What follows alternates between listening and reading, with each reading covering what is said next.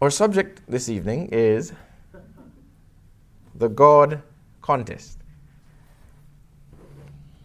Very strange topic indeed, but I want you to think about what I'll be sharing this afternoon. In fact, I want to define God for you. I want to do the definition here. And it's just for the reason of what we'll be sharing.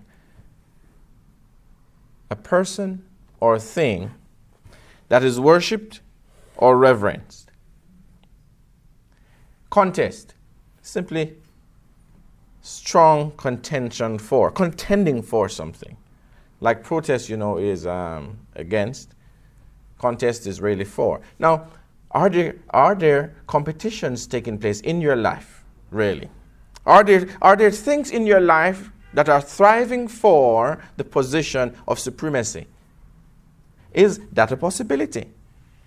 That's what I want you to think about. In fact, I was reading an article a couple of weeks back, and it's very startling. In fact, I think I just want to share a couple of excerpts from this this article with you, and then I'll share a few things from the scriptures, and then we can tie a couple of ends together, and that should be it for this presentation. The article's title is "The End of Religion, Technology and the Future." It's interesting. In fact, what gripped my attention was this phrase that says, "Old gods are dead, and one day yours will be too." And I found that interesting. So anyway, I started reading the article, and as I said, I'm just going to share a couple of excerpts here. History is littered with dead gods. The Greek and Roman gods and thousands of others have perished. And yet, Allah, Yahweh, Krishna, and a few more seem to survive. But will belief in gods endure, is the question. It will not. Our descendants will be too far advanced to share such primitive beliefs. If we survive and science progresses, we will manipulate the genome. We will rearrange the atom. We will augment the mind. If science defeats suffering and death, religion as we know it will die. Without suffering and death, religion will have lost its reason for existence. For who will pray for heavenly cures when the cures already exist on earth? Who will die hoping for reprieve from the gods when science offers immortality? With the defeat of death, science and technology will have finally triumphed over superstition. Our descendants will know once and for all that they are stronger than imaginary gods. The author of this article has his PhD in science, and so he's basically just telling you what he sees happening. In fact, here's something he says. He says, today, the gods are impotent. Is he lying? He says, tomorrow, they are irrelevant. So I want you to think about what he's saying, because he's really talking about his environment and what he sees. He's talking about even Christians and how and what they claim to believe and who they claim to believe in, and yet there's really no evidence or demonstration that such a God exists. That's the point he's making, I think. He says a lot. Let me see if I can narrow this down to one final statement. It's just too much. I don't know if we can make a better future. Interesting. I mean, if you listen to the strong arguments he had at the beginning, it's amazing he ends with this. I don't know if we can make a better future, but I know that no help from the God. I know that no help will come from the gods. Turning our backs on them now is our first step on our journey. All right. So he's trying to show really that based on technology today and science and the development of science and what you're doing, he says there'll be no place for religion in the future. And you know what they've been doing. You know what they've been doing with stem cell research. You know what they've been doing with all these advances, as they claim, in science, and how that they are actually trying to create life. And you know they're gone a lot into robotics. Ken is not here right now, but it tells me that the machines you sell are all dealing with nanotechnology. It's all robotics that does all this machine work, you know. And so this is the thrust. The thrust of science and all of this is really to create life, I mean, you see what they're doing with robots and so on, drones, and I mean, I saw and probably have a clip of Obama meeting world's most famous robot, Osimo, even having a conversation with him and playing football with him. And he's the best so far that they have managed to make, this robot called Osimo. Anyway, so this is where we are. We're in this place of the push for reality outside of God.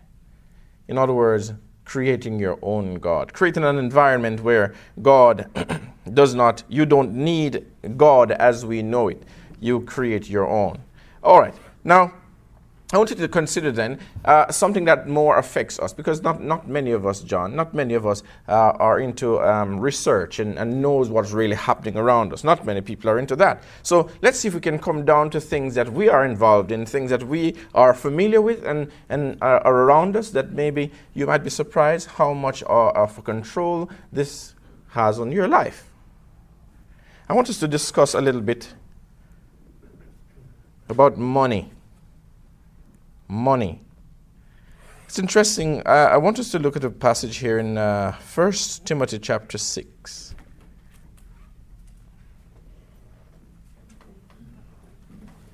Money. Paul was here saying a couple of things.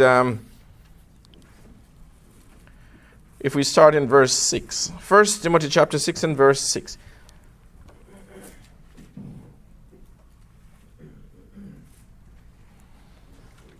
Are we there? Amen. All right. You know I like when you read along with me. So let's read what this says here. Verse 6. Are we together? Let's go. But godliness with contentment is great gain. For we brought nothing into this world, and it is certain we can carry nothing out. And having food and raiment, let us therewith be content. But they that will be rich fall into temptation and a snare, and into many foolish and hurtful lusts, which drown men in destruction and perdition. Why? For the love of money is what? The root of all evil, which while some coveted after, they have erred from the faith and pierced themselves through with many sorrows. So I want you to think about the effect that money has on your life. That's interesting. Do you realize that most people today can't live without money? Maybe we're all in that category.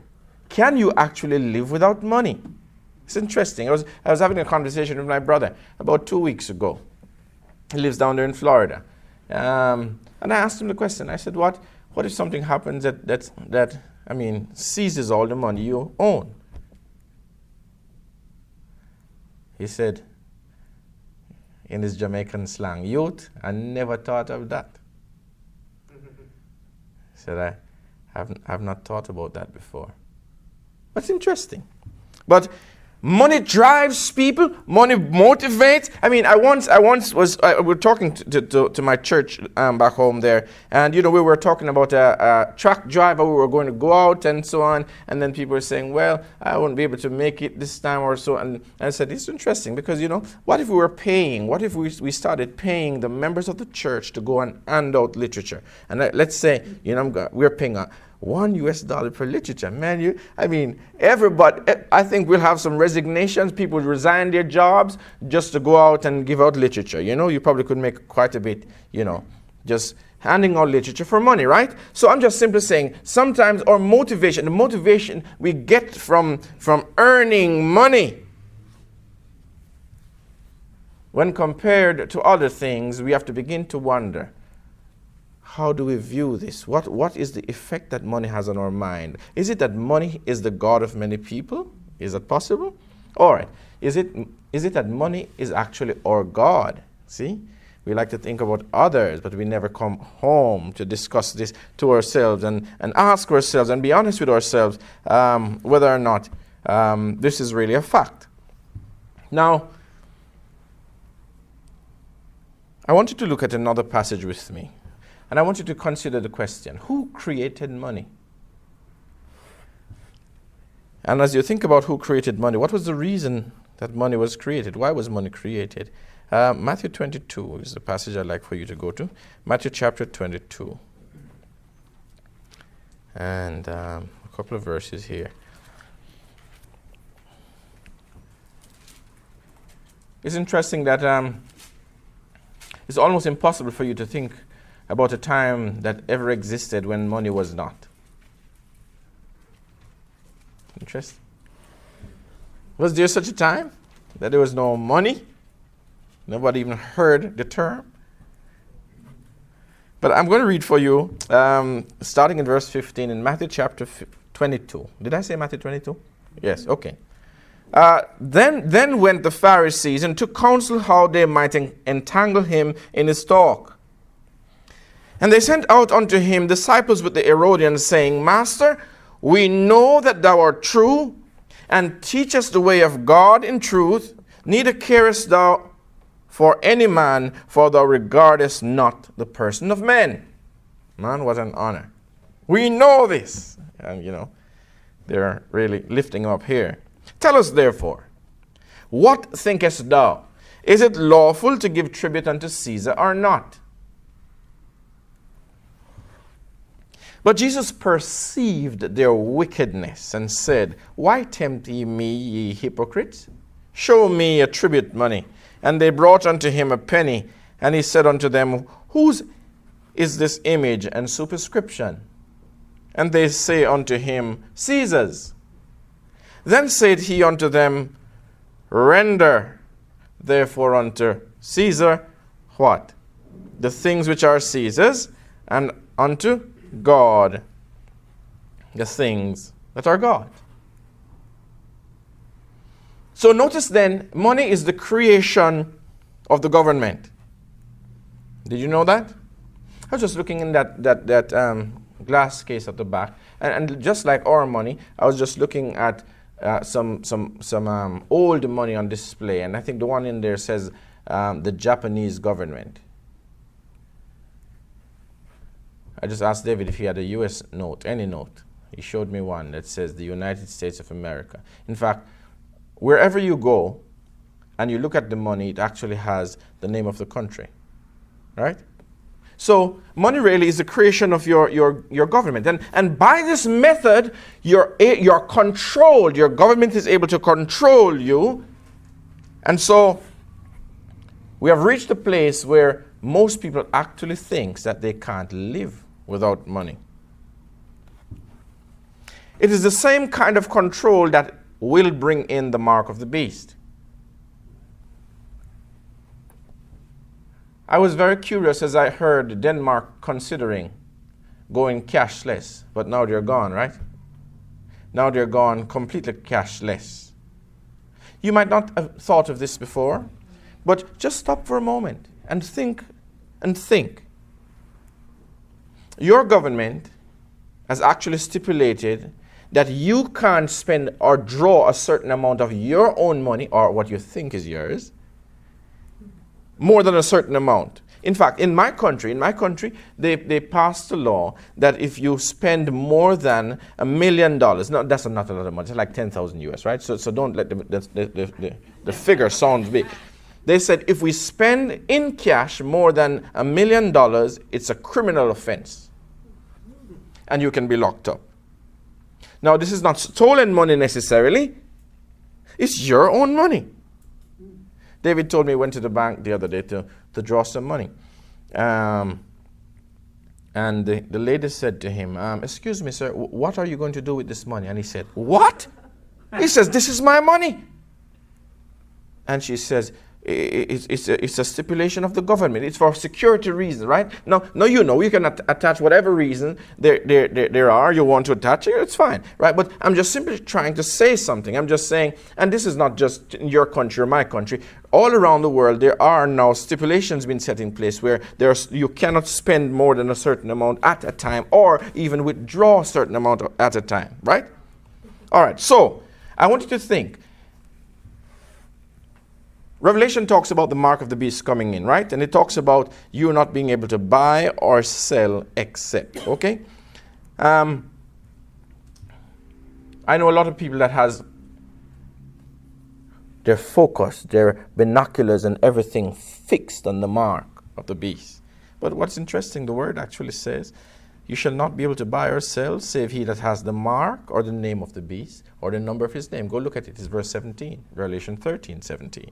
It actually says three things. We are focused and fixed on one. It says three. In other words, there is something that will be brought in place. And I think a cashless society is just as good as anything else that could bring in such a system. Because see, when you have money, you have power. You can do as you please, how you please, when you please, right? But when your money goes through a certain system, we can stop it. So just remember, who created money really? Who created money? There are people in this world that controls money.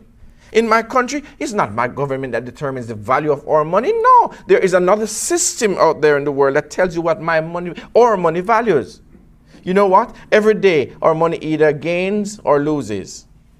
Devaluation. So it tells you that there are systems in place that exists that really controls you, and you're thinking, I'm in control. We will be up for a really big surprise one day. One morning we'll just wake up to something different, because I think what happened in Denmark was the same thing. See, overnight things happen. You don't even get some warning to say, okay, you know what? I think we'll be doing this by this date, so let's all prepare for this. You just wake up and it's different. You don't even know. Somebody says, did you hear the news? And say, what news? This is what we'll be doing as of today. Wow, I didn't know that. Anyway, let's go on. So, what Jesus is saying here, according to Jesus, and you just read it, and if you think I'm saying something different than what he said, then tell me. He says there are two great systems in this world. One is the money creators and God. Jesus says, do not intermingle them. Jesus says, give unto the money creators their due, give unto God his due. Then from that you can understand certain things. The system, this mark of the beast system that will come in will actually be giving to God, taking from God, and giving to the money creators what belongs to God. It's actually going to be a twist of the system. And you can understand why. It's taking allegiance from him to something else or someone else. Is that making sense? All right, so he makes it clear. He says, this is really what we ought to be doing. In this day and age, this is what we ought to be doing. Okay? All right. Now, it'd be good to ask yourself, and just being honest and think,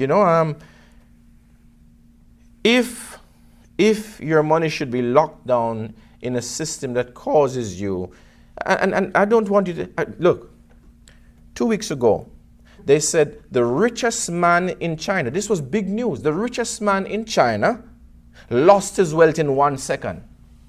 Are you aware of that? The richest man in China, his wealth was 30 billion. You can check this on the news. $30 billion. And on the stock market, in 1 second, he lost 14 billion.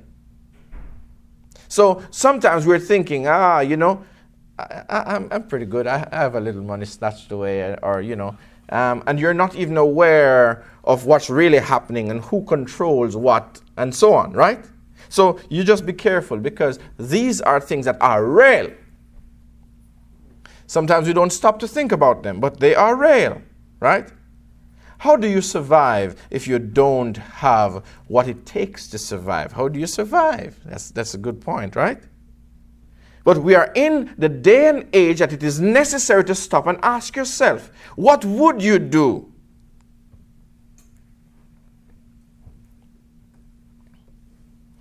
In Romans chapter 12,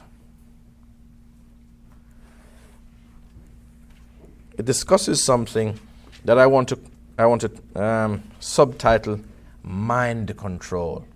See, a lot of us, we don't think about mind control. That he who controls your mind controls your life. If I can control the way you think, I can always be ahead of what you'll do. If I can control the way you think, I make you think a certain way because I want a certain desired effect from the way you think. And because of the way you think, this is the way you're going to act. Psychologists and you have some magicians who says they're not really magicians, they are mentalists.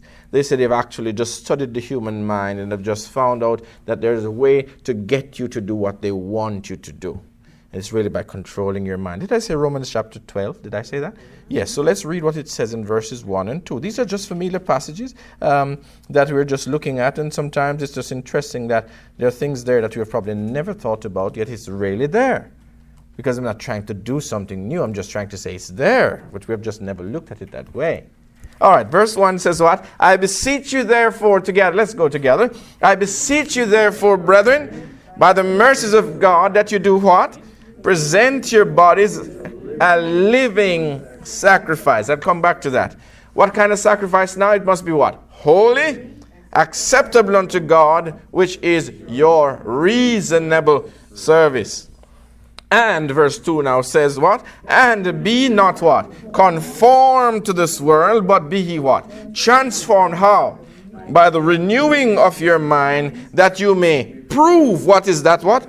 Good and acceptable and perfect will of God. Now I want you to think about this, because why it's necessary to think about it is because most people are not able to prove what God's will is for us. Honestly. Most of us do. We are not able to prove what is God's good, acceptable, and perfect will for us. We're not able to do it. Why? The reason is because of where our mind is. It's because of who controls the mind, because of the way we think. Now I want you to think, because this is tied together. He says we should offer to God our bodies as living sacrifices. What is a sacrifice? All right, giving up. All right, giving up something that's of value. Isn't that true? Giving up something that's of value. So let's think about the sacrifices back in the Old Testament. You do something, and it has to be something of value that you have to give, because it costs you, right? Now when you give it up to be killed, right? Now here Paul says we are to give our bodies as a living sacrifice. In other words, even if it's killed, you have made that decision, right? Even if the body is killed, you have made that decision, right? So it is the giving up of myself to him. Here I am. Use me for your glory. Use me for your purpose. Is that a sacrifice? All right. Well, if we can carry through with what that really means, that is a sacrifice. Now, it's tied to the way we think. Now, he says, don't be conformed. So all of this is in relation to giving up your bodies as a living sacrifice, holy and acceptable unto God. Holy, meaning what? Set apart, sanctified. And acceptable unto God, which is your reasonable service. Now, the way you do this is first checking your mind out in the way you think. Now, here's what he says. If you're conformed to this world, you can't be a living sacrifice. Do you think I'm misreading what he says? If you're conformed to this world, your body can't be a living sacrifice. If you're conformed to this world, you can't be holy. If you're conformed to this world, you're not acceptable unto God.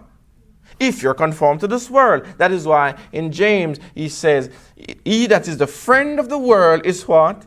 The enemy of God. The Bible actually says this. So are there principles of the world reigning in the way you think, reigning in your mind, that is holding you back from being the sacrifice you ought to be? Are these questions making sense? To me, they are.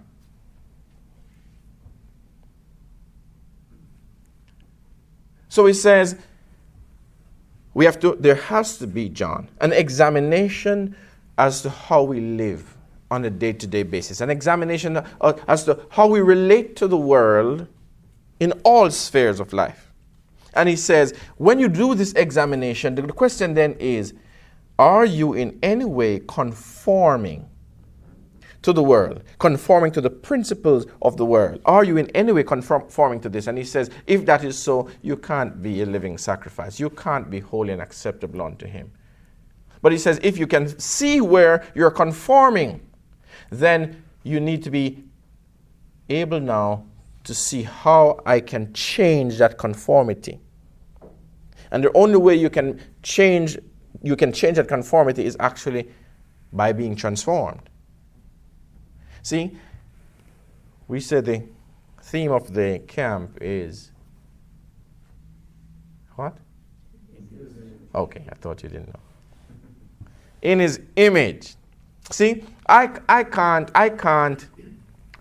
be in his image. I can't put myself in his image. I can't behave like I'm in his image. I have to be transformed. I can't transform myself. That has to be a power that does this, that is outside of me and greater than me, right? So the transformation really is something that God does. The decision is really something I make, and I say, this is what I want you to do, Father. And then he can transform me. He can make me a son. And if I'm a son, I'm in his image. And I don't become a son by trying to live like a son or pretend to be a son or try to act like a son. I become a son by receiving the Father's life. Without the Father's life, I don't belong to the Father. When I have the Father's life, I am his. His seed is in me. I behave like him because of life. So there has to be a transformation in the way we think. And this transformation causes a renewing of the mind. And this renewing of the mind brings us into subjection to this reality of his perfect will. So I want you to think then for a moment. Because most of us are not even aware as to what we're dealing with, honestly. We're not even aware as to what we're dealing with. We're in the world and should not even be a part of the world, but I don't know how that can be because, we're in the world, right? And we're actually a part of the world, right?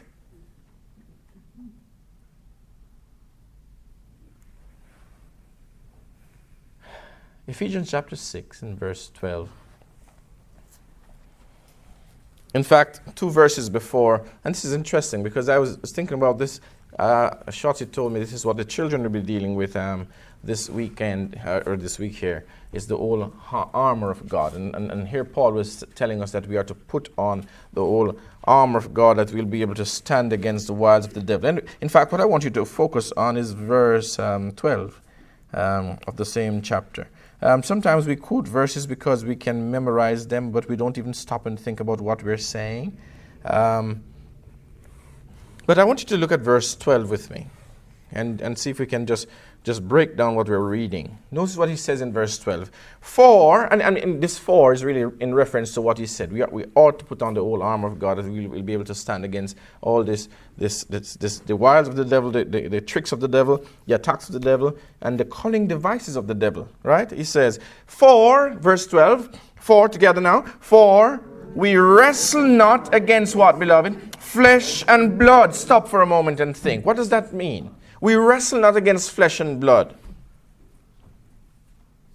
What's he saying? All right, so our enemies are not necessarily people. Huh? But against principalities, who is that? Against powers, who is that? Against the rulers of the darkness of this world, who are they?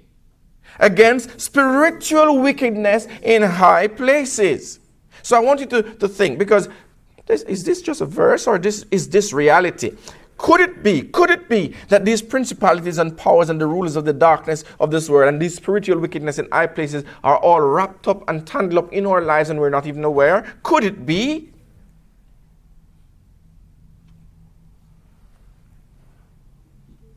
So he says, this is really where we are. See, our warfare is really not with the government, right? Our warfare is with a spiritual force that is at work in the world. Now, tomorrow, hopefully, I'll be able to delve into that a little bit more. But I just want you to think for a moment that the spiritual forces are there to get your mind. The spiritual forces are there to keep your attention from the reality of your spiritual strength. I'll say this and I'll say it again and again and a couple of times more if possible. But we are not physical beings. We are spiritual beings living in a physical body. Amen. That's spiritualism, brother. Maybe. But that's what I am. A spirit. Amen. As Paul says, this is the house in which I live. You can read it in 2 Corinthians 5. He says, this is the house in which I live, and in this I groan and do all of this, right? And he talks about another house that was going to be made. A different one. And he talks, and he says that all along. You probably didn't pick it up, but he says, oh, this mortal will change to immortality, and this corrupt will... You know it. That's what he said. So but it's me that lives in here. The reality is that this is where we're at. We don't focus on who we are and the spiritual beings that we are. We focus on the physical things. And we think physical things is what makes us up. It's not true. So we dress it up, and in the mirror, and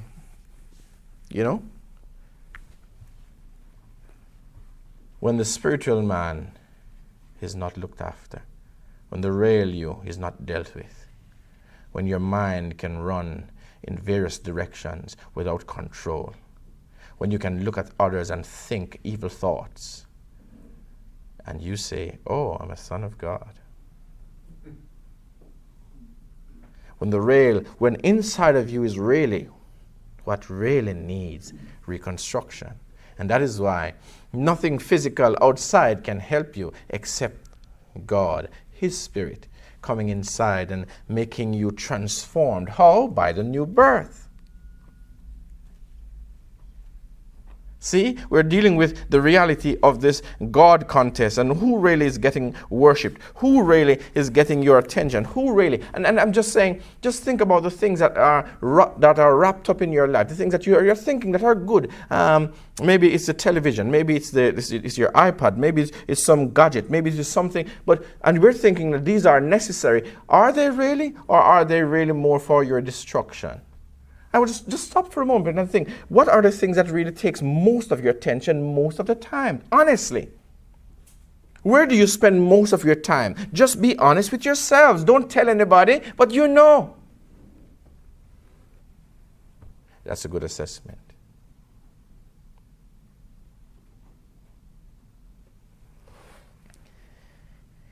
And you come to worship and you fall asleep and you say, it's kind of humid and this week was really challenging, and so I'm a little tired. And yes, we do understand. I know you work very hard and all of this. And what's the benefit? I mean, in the long run, that's what we're getting down to, the long run. In the long run, will you look back and says, if I had it to again, I would change things? Don't wait until that time. Stop now and think. Change things now when you can make decisions. That's what I mean. You can make decisions for him or against him. You can make decisions now. Who will rule, me or him? You can make decisions now. Who will live, me or him? You can make that decision now. Don't wait until that time and, oh, I wish I could do it again. No, because it never comes back. But we can do it now. All right, so I'm just saying, are the things in our home, is it possible that your family, is it possible? Come on now. Is it possible that your own family, your wife, your children, is it possible that the things you own really has more of your attention and your affection than God has? Now, you can't force this, don't you know? David's father would always tell us of seeing a man beating his wife. And with every blow he gave her, he said, "You are to love me. Why don't you love me? I told you to love me." Do you get love that way? So it's not even saying, I think I'm going to love you. That's not how relationships are built. Relationships are built by association. Relationships are built by spending time together. Relationships are built by looking in the face of each other. That's how relationships are built. Because, even sometimes, husbands, that. Wives, sometimes we get so busy that even the wife or husband at home gets, taken for granted. Because we are just this busy. As she'll understand, I'm doing this for her anyway. It's interesting. All right. Now, let's go down to another passage. Let me just check my time. Let's go down to another passage. This is 2 Corinthians now. 2 Corinthians chapter 10. 2 Corinthians chapter 10.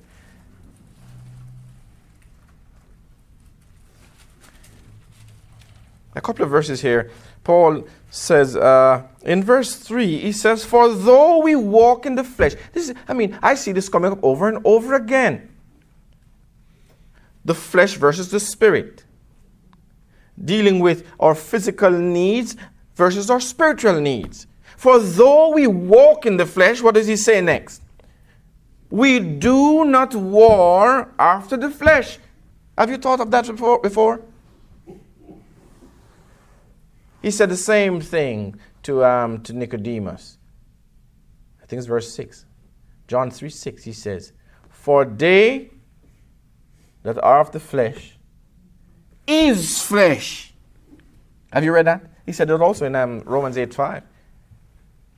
"And they that are after the Spirit is spirit." Those who are born of the flesh is flesh. Those who are born of the Spirit is spirit. That's what he says. He says, those who are of the flesh do mind the things of the flesh. So stop for a moment and see what things you're minding. See what things you're concerned about. See what things you're always, that has to be right. Are they fleshly things or really the spiritual things? I'm just saying the verses have always said the same things.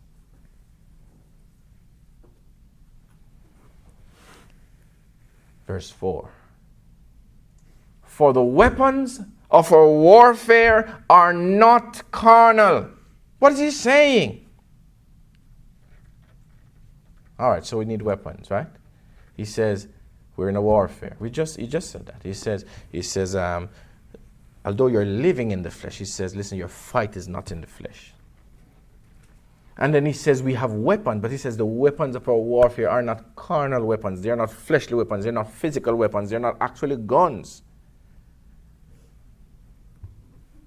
He says they are mighty through God to the pulling down of strongholds. All right, so he's saying that in the warfare, some strongholds are being pulled down, right? Look what it says in verse 5. It says, the weapons of our warfare will be able to do this, deal with these things. Casting down imaginations. What is that? Imaginations? Stop for a moment. You recognize that all of us do that? We imagine things. But honestly, what is it that goes through your imagination? Just be honest. What is it that you think about most of the time? Just ask yourself. That's private, that's personal, of course. That's why only you can tell. He says the weapons that we have will be able to cast down imaginations. What else will it do? And every high thing that do what now? Exalted itself against the knowledge of God and bring it into captivity every what? thought to the obedience of Christ. And we learned this back when we were growing up. Sow a thought, reap a deed. You read that? You seen that before? Sow a thought, reap a deed. Why? Because you become what you think about most of the time. Sow a deed, reap a habit. Sow a habit, reap a destiny. It's just a reality. It begins with the way you think. It begins because thought changes. You know, I think I'm going to change my approach to life. I think I'm just sitting down in church, just listening to these Christian people. I think I need to take my life in hand, and I need to go out and get a job and start working like a man, and so on, right? So you make up your mind, and it says in Daniel 1 verse 8, it says how that Daniel purposed in his heart that he will not defile himself with the king's meat. You know, that's what it says. It's the imaginations of the heart, the things that you think about. It says the weapons of our warfare are mighty through God to pull down these things. So their spirit is spiritual warfare, and the weapons that we receive from Him are spiritual weapons, because it begins to deal with the imagination, the things we think about, and bring our thoughts into obedience with Christ. That's the point.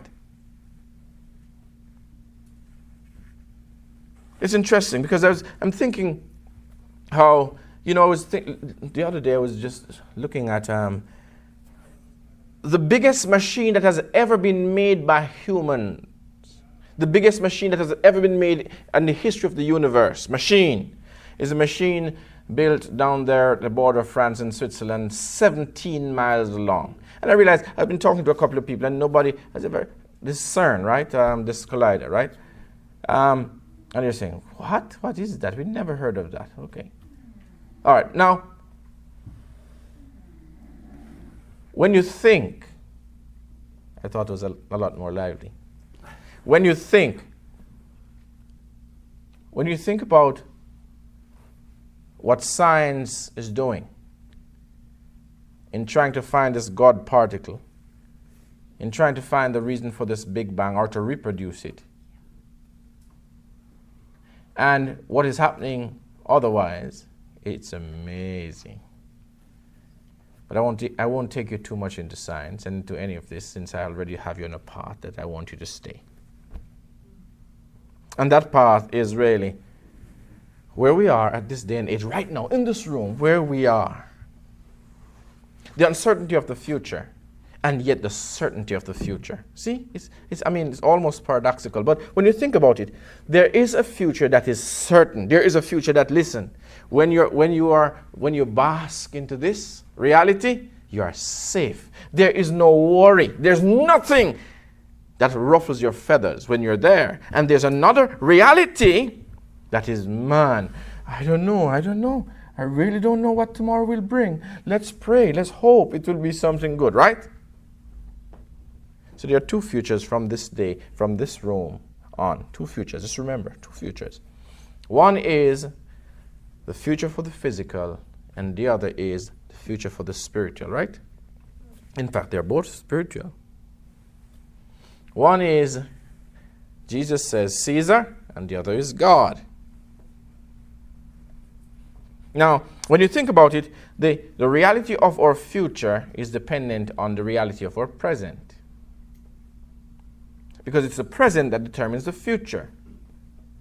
In other words, what you are now, you are becoming. So what are you? Where really is your focus? Where really is, who controls my mind? Who controls my being? Who controls what I do on a day-to-day basis? Who controls it? I do. Really? Well, you have to have some plans for your future. But if He controls, then my hand is in His. And my future is secure. Because He will take care of me. He has been taking care of me. And look at me. I have no need to worry. I just give it in His hand. He will deal with it. All right. So, okay, that's nice to say. All right, that's nice to say. But you have to stop and think, really. Is this something you can say honestly from your heart? Honestly. Is this something you can say it, right? But, honestly from your heart, can you really say it and know that, that's the truth inside? So notice then that we need some weapons. We need some weapons. And it's not going to be guns. You can't fight the government, I'm going to tell you. It won't happen. You can resist. Good, resist. How long will it last? See, I'm fighting for my freedom. You have no freedom, you are dead. What freedom does a dead man have? You have no freedom. You're dead. So there's no need to fight, because you're going to lose anyway. I am so free that I don't fight for my freedom. It's already won. He fights my freedom. He gives me my freedom. I'm free in him. I'll share some more of that with you later. All right. So the weapons we need are really spiritual ones. That's what he says. In Colossians 1 and verse 3, I think we need to move up a little faster. In Colossians 3, in verse 1, it talks about, if you be risen with Christ. Have you read that verse before? It's a beautiful verse. If, and I think that's good. The start I like. If you be risen with Christ, then we are to do what, beloved? Seek those things which are where? Where Christ sitteth on the right hand of God. And that's what it says in verse 2. Why? Verse 3 says, for our lives are what now? Colossians 3:3. For our lives are what now? Hid with Christ where? It's beautiful. It's beautiful. Let's just go to verse 4. And then maybe verse 5. Well, let's stop at verse 4. He talks about for when Christ, who is our life. Now, what do you think? Think about what he's saying. He says, for when Christ, who is our life, shall appear where? Am I quoting that right? Verse 4. For when Christ, which is our life, shall appear where? In glory. Isn't that what it says? We shall also appear with him. I see a no. I'll go to the verse. I don't want to be doing something wrong. Did I say Colossians 3? And am I reading verse 4? For when Christ, who is our life, shall appear, then shall you also appear with him in glory. So the appearing here is in glory. When he appears in glory, we shall also appear in glory, right? Or when he appears in this glorious life, ours will be glorious too. That's interesting, because how it says that in John, 1 John 4:17, how that it says, for as he is, so are we. But is that true? Is that true? Honestly. John says, as he is, so are we in the world. Is that true? Are we just like God in the world? Are we like him? It's a good question. And maybe one that deserves an answer. So I'm just simply saying, when he's our life, we don't need to worry. When he's our life, it's taken care of. Because he's my life, I'll tell you this, I'm living forever. Because he's my life, this life never ends. My life never ends. It's everlasting. You know what that means? No end.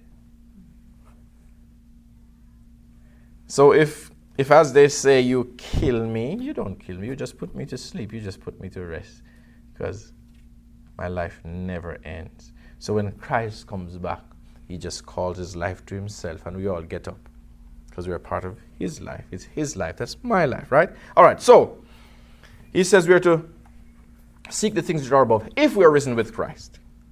And what we're dealing with is really making our Heavenly Father the winner of this contest in our life. Because if we're honest, there's a contest every day. There's a struggle as who will really gain the supremacy and our worship and attention. Seek those things which are above. Render to God what belongs to him. Present your body as a living sacrifice. I'm just trying to just do a little overview as to what we were thinking. And which will result in a new thinking or a transformation of mind. And then by putting on the whole armor of God that will eventually cast down imaginations and everything that exalts itself against all that is called God or that is worshipped. Now, here's my question. Who is God in your life? A friend of mine wrote something to me once and shared with me how that it was really, she asked me, tell me what these blanks are. I'm going to read it for you and then ask you the same question. We'll answer the question and then we'll just close off. This was actually a real letter that was written to a man that was breaking up with his girlfriend. And so he wrote, he said, there is one thing about which I am in dead earnest, and that is the blank cause. Now that's what we're working on, what this is. It is my life, my business, my religion, my hobby, my sweetheart, my wife, my mistress, my bread and my meat. I work at it in the daytime. I dream of it at night. Its hold on me grows, not lessens, as time goes on. I shall be in it the rest of my life. When you think of me, it is necessary to think of the blank as well, because I am inseparably bound to it. Therefore, I can't carry on a friendship, a love affair, or even a conversation without relating to it this force which both drives and guides my life. I evaluate people, books, ideas, notions according to how they affect the blank cause and by their attitude towards it. I've already been in jail because of my ideas, and if necessary, I'm willing to go before a firing squad. I'm thinking, man, what's that blank? I couldn't even think of it. But you know what the answer was? Communism.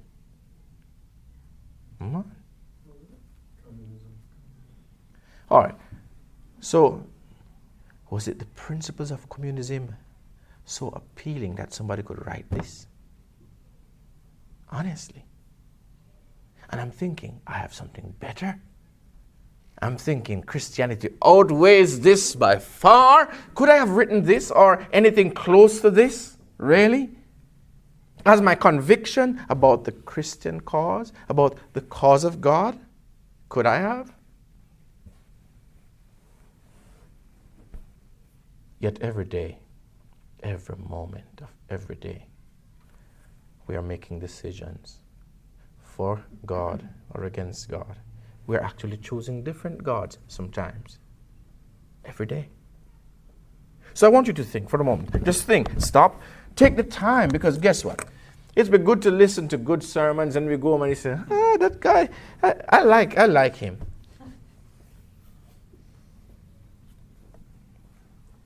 And nothing changes really. But it's not what is said. It's what reaches the heart. It's really what causes the experience with Him to grow and develop. That's why He says, if there are any virtue, think on these things. You've read that before? He's telling you, whatever you do, whatever you eat or drink, whatever, do all to His glory. And then He says, no, I want you to think about these things. And he's giving you a list of things. And He says, if there are any virtue, if there's any praise, think on these things. And that's what I want to leave with you. If from what we shared, you can glean something that will uplift your relationship with Him, that will bring you closer to Him. Even if it means sacrifice, even if it means tears, even if it means pain, as long as it leaves you in a place where you and Him are in harmony, then it would have been good for you to have been here. Thank you very much. Let's pray.